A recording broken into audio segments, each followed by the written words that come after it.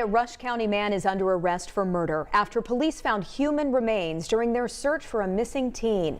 They've been looking for Valerie Tindall. No one's seen the 17-year-old since June. Our Emily Longnecker spent the day in Rush County talking with police, and in just the last 2 hours, Valerie's parents as well. So tonight, she shares what we've learned about the investigation and the emotional response from the teenager's family.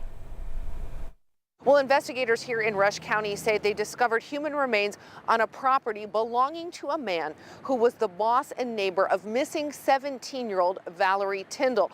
And while those remains have not been positively identified as belonging to Tindall, and police stopped short of saying they actually belong to her, they also offered sympathy today to her parents. This is not the outcome we had all hoped for. Those words delivered to the media today by Rush County Sheriff Alan Rice, with two people looking on. Two people who feel that way more than anyone. Valerie Tindall's parents. I'm devastated. My daughter didn't deserve this. And we just want answers right now. Tindall's family and investigators have searched for those answers for nearly 6 months since she disappeared on June 7th. The 17-year-old was reportedly last seen with her boss and neighbor, 58-year-old Patrick Scott, who investigators say was a person of interest early on in Tindall's disappearance.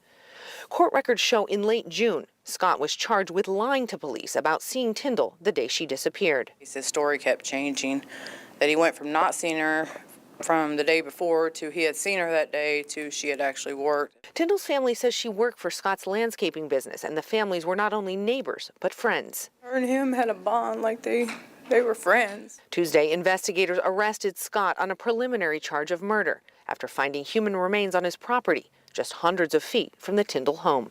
I don't know how somebody could do anything like this. The man's a monster. So far, police aren't saying the remains are Tindall's, but these parents know in their heart they likely belong to their daughter. I can't see it being anybody else.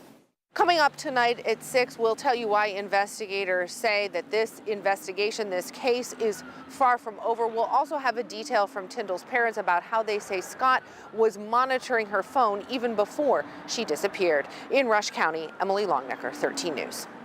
Emily, thank you. Gosh, you feel for those parents. This has been a long investigation, nearly 6 months, brought together local, state, and federal partners, including the FBI and the U.S. Marshals Service.